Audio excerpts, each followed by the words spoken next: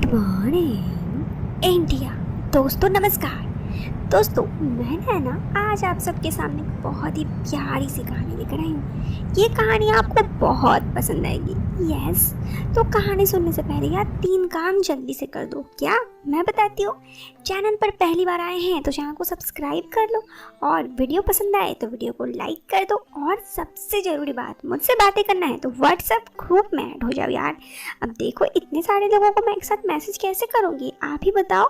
तो यार ग्रुप में ऐड हो जाओ तो मैं जल्दी से मैसेज करने की कोशिश करूँगी। तो ग्रुप में ऐड हो जाइए, ठीक है। लिंक आपको मिल जाएगा कमेंट में पिन। अब चलिए कहानी को शुरू करते हैं। दोस्तों आज की जो कहानी है ये हमें राज ने भेजा है, जो कि जयपुर के गांव से है। तो चलिए अब मैं उनकी कहानी को शुरू करती हूँ। नमस्कार दोस्तों, मेरा नाम राज है और मैं जयपुर के पास एक गांव से हूँ, और मुझे थोड़ा सा मुझसे बड़ी लड़कियों में काफ़ी दिलचस्पी है, और मैं हमेशा मुझसे बड़ी लड़कियों को पटाने की कोशिश करता हूँ और पटा भी लेता हूँ। आज मैं आपके सामने अपनी एक सत्य घटना लेकर आया हूँ जो आपको बहुत पसंद आएगी। और आपके सामने मैं अपने बारे में थोड़ी सी पहले बता दूँ। मेरी उम्र 34 साल है और मेरा शरीर काफ़ी फिट है। मैं रोज कसरत के लिए टाइम भी निकाल लेता हूँ, इसीलिए मेरी बॉडी काफ़ी फिट है। ये मेरा रोज का रूटीन है। तो दोस्तों बात आज से लगभग 2 साल पहले की है। उस समय मैं कंपनी में टेंडर के काम से जयपुर गया हुआ था। वहाँ पर मैं किराए पर एक रूम लेकर रहने लगा। पास में ही बहुत ही सुंदर सी औरत थी जो बहुत ही देखने में अच्छी थी। उनका फिगर उतना अच्छा नहीं था क्योंकि वो थोड़ी हेल्दी थी, और यूँ कहे तो मुझे वैसी औरतें काफ़ी पसंद होती थी जो थोड़ी हेल्दी हो। वैसे मेरा मानना था कि वो औरत जो देखने में थोड़ी मोटी सी हो वैसे मुझे ज़्यादा पसंद आती है। मुझे सूखी लड़कियाँ उतनी आकर्षित नहीं करती है। अब यूँ कहे तो पड़ोस में रहती थी, शादीशुदा थी तो रिश्ते में भाभी ही लगती थी। मुझे थोड़ा सहनदेमंद भाभी से ज़्यादा रुचि रहती थी। तो उस भाभी की उम्र करीबन 37 साल के आसपास होगी। वो देखने में उससे काफ़ी कम की लगती थी। उम्र का पता तो मुझे तब पता चला, लेकिन मैं आपको पहले ही बता दिया। खैर, ताकि आपको उसके बारे में थोड़ा अंदाज़ा लग जाए। पहली नज़र में ही मैं उन पर फिदा हो गया था। उनको रोज़ ताड़ता था। जिस दिन वो नज़र नहीं आती उस दिन मैं एक बेचैनी सी हो जाती थी। इस तरह उनको रोज़ देखना मेरी आदत सी बन गई थी। कई बार वो मेरी तरफ देख भी लेती थी। उनके तीखे नैन नस के दिल पर जैसे छुरी चला देती थी। वो मेरी तरफ देखती भी थी लेकिन अभी कुछ रिएक्ट नहीं करती थी, तो मैं उस पर लाइन मारने की पूरी कोशिश करता था। वो भाभी शायद किसी कंपनी में काम भी करती थी, इसलिए कई बार घर से बाहर भी आते जाते उनसे सामना हो जाता था। एक दिन की बात बताता हूँ जो काफ़ी इंटरेस्टिंग है। वो दिवाली का टाइम था और उस दिन मुझे काम करते हुए शाम हो गई थी। मैं ऑफिस से करीब 6 बजे निकला, अपने कार से रूम की तरफ जा रहा था। वैसे तो हर रोज़ मैं कार लेकर नहीं जाता, लेकिन जिस दिन मुझे ये लगता था कि आज काम की वजह से देर हो सकती है, उस दिन कार लेकर चला जाया करता था। बाकी के दिनों में मैं ऑटो में जाता था। तो उस दिन मैंने देखा कि वो एक बस स्टैंड पे खड़ी थी, शायद बस का इंतज़ार कर रही थी। मैंने मौका का फ़ायदा उठाने की सोची। मैंने उनके पास जाकर गाड़ी रोक दी। कार रुकते ही उनकी नज़र मुझ पर गई और मुझे पहचान भी लिया, लेकिन वो भी शायद किसी असमंजस में थी कि मैंने अचानक इस तरह उनके सामने गाड़ी क्यों लगा दी। मैंने उन्हें नमस्ते किया और हल्की सी स्माइल दे दी। फिर मैंने उनसे पूछा, आप यहाँ पर कैसे? उन्होंने थकावट भरी आवाज़ से जवाब दिया, बहुत देर से बस का इंतज़ार कर रही हूँ, लेकिन अभी तक कोई इस तरफ बस नहीं आ रही है। मैंने झट से बोला, अगर आप बुरा न मानो तो मैं आपको लिफ्ट दे दूँ। वो भी जानती थी कि मेरे पास का ही मकान में मैं रहता हूँ, उनके पास का। एक बार तो वो मना करने लगी, लेकिन फिर से मैंने कोशिश की। मैंने कहा कि देखिए दिवाली का टाइम है, आप लेट हो जाओगी, मैं आपको घर तक छोड़ देता हूँ। फिर वो सोचकर गाड़ी में बैठ गई। वो मेरे बगल वाली सीट पर ही बैठी थी। वो चुपचाप बैठी हुई थी। मैंने सोचा कि ऐसे तो बात नहीं बन पाएगी, मुझे ही बात छेड़नी पड़ेगी। तो मैंने उनसे पूछ लिया, आप यहाँ पर कैसे?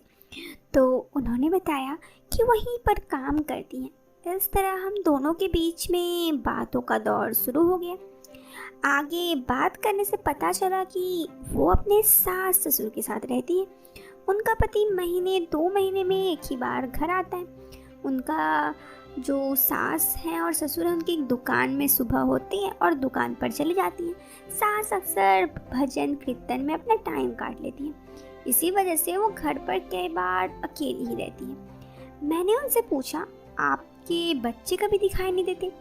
वो बोली, मुझे अभी संतान का सुख नहीं मिल पाया है।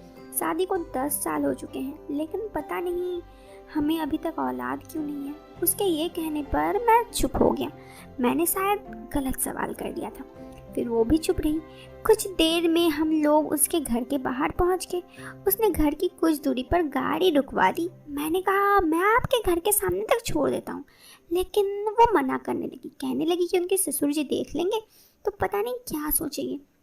मैं उनकी बात पर सहमत हो गया और इसलिए उनके कहने पर मैंने गाड़ी को वहीं घर से कुछ दूरी पर रोक दी। वो उतर कर जाने लगी तो मैंने उन्हें रोका और उनसे नंबर मांग लिया।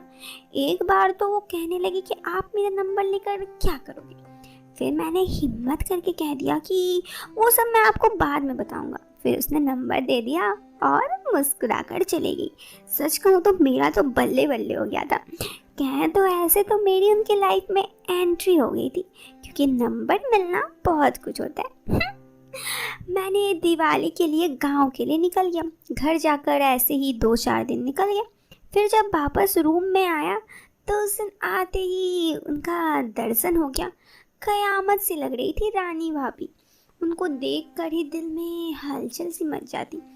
मैंने उनको टोकते हुए नमस्ते की तो वो भी मेरी तरफ देखकर हल्की सी मुस्कुराती। जब वो मुस्कुराती तो मेरा दिन बन जाता था।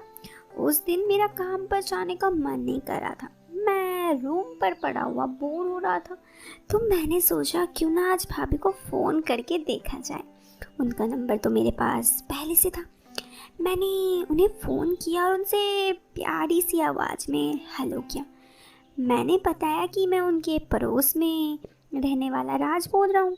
मैंने उन्हें नमस्ते किया तो उन्होंने भी वहाँ से नमस्ते किया। फिर वो जल्दी में लग रही थी। पूछने पर उन्होंने बताया कि वो पैकिंग कर रही है।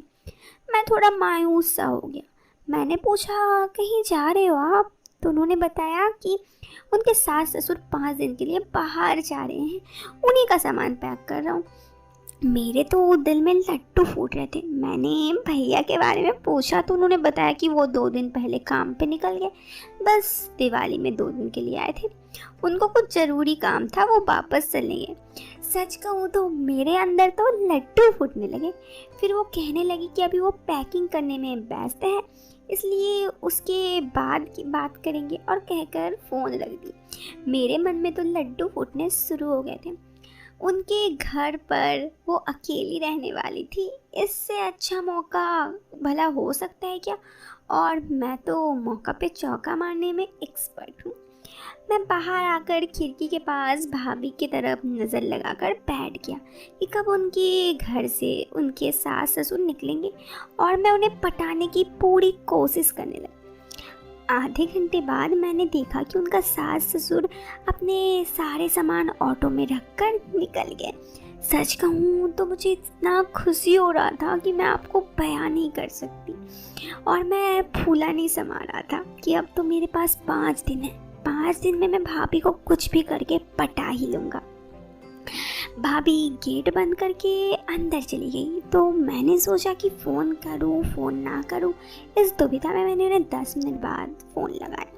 भाभी ने फ़ोन उठा लिया। फिर हमारे बीच बातें होने लगी और मैंने उन्हें कहा, तो आप घर पर अकेली हैं? तो उन्होंने कहा कि हाँ, क्यों? तो मैंने कहा, कुछ नहीं, आपको घर पे अकेले रहना पसंद है? तो उन्होंने कहा, मजबूरी है, किसे पसंद होता है, मुझे तो डर लगता है, और सच कहूँ तो मुझे बिल्कुल अच्छा नहीं लगता घर पर अकेले रहना। फिर मैंने पूछा, तो भैया को क्यों नहीं रोक लिया आप? तो उन्होंने कहा कि भैया, उनको टाइम ही नहीं है, अब शायद मेरा कोई बच्चा नहीं हो रहा है, इसीलिए उनका कहीं और अफेयर चल रहा है। ये सुनकर मुझे थोड़ा बुरा लगा। फिर लेकिन मुझे तो ऐसा लग रहा था कि मेरी वहाँ एंट्री हो रही है। ऐसे ही 1-2 दिन भाभी से फ़ोन करते हुए दोनों दिन काफ़ी अच्छे भी थे। मैं उनसे खूब बातें की। फिर एक दिन मैंने उनसे कहा कि आपने बच्चे के बारे में डॉक्टर से सलाह ली, तो मेरी बात वो टाल गई। फिर हमारे बीच में यहाँ वहाँ की बातें हुई। अगले दिन घर पर ही था और भाभी का काम पर नहीं गई थी उस दिन, मैंने देखा था। मैंने उनको दिन में फ़ोन लगाया, हम दोनों 2 घंटे बात करते रहे। फिर टाइम देखते तो शाम के 6 बज गए। भाभी से मैंने कहा कि अब मैं जा रहा हूँ खाना के लिए बाहर, क्योंकि मुझे काफ़ी भूख लगी है। वो पूछने लगी आप रूम पर खाना क्यों नहीं बनाते हो? तो मैंने बताया आज राशन ख़त्म हो गया है, इसलिए बाहर ही खाना पड़ेगा। भाभी बोली आप मेरे घर आकर खा लो, मैं घर पर अकेली ही हूँ, मुझे भी आपके साथ मिल जाएगा और आपको बाहर के लिए भी खाना खाने नहीं जाना होगा। जहाँ मैं आपके लिए खाना बनाऊँगी वहाँ हम दोनों खाना बना लेंगे, कुछ नहीं होगा। मैं भाभी की बात सुनकर खुश हो गया और तुरंत ही आ गई, हाँ कर दी। भाभी ने मुझे 8 बजे आने के लिए कहा और अब तो मेरे लिए टाइम काटना मुश्किल हो गया था। और दोस्तों ये कहानी भी काफ़ी लंबी हो गई है, तो मैं आपको इस कहानी में बताती हूँ सेकंड पार्ट में कि रात जब भाभी के घर खाना खाने जाता है तब क्या क्या होता है, वो खाना खाने के बाद और क्या करता है और कितनी देर टाइम स्पेंड करता है। तो थोड़ा सा इंतज़ार कीजिए, कल दोपहर में कहानी आएगी जब वो भाभी के घर खाना खाने जाता है। तो दोस्तों देखते हैं भाभी को वो पटा पाता है या नहीं। मिलते हैं नई कहानी के साथ सेकंड पार्ट के साथ कल।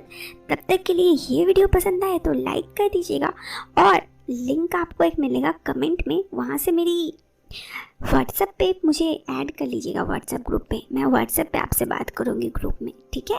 तो चलिए बात करते हैं, मिलते हैं एक नई बात के साथ। तब तक के लिए बाय दोस्तों, टेक केयर, जय हिंद, वंदे।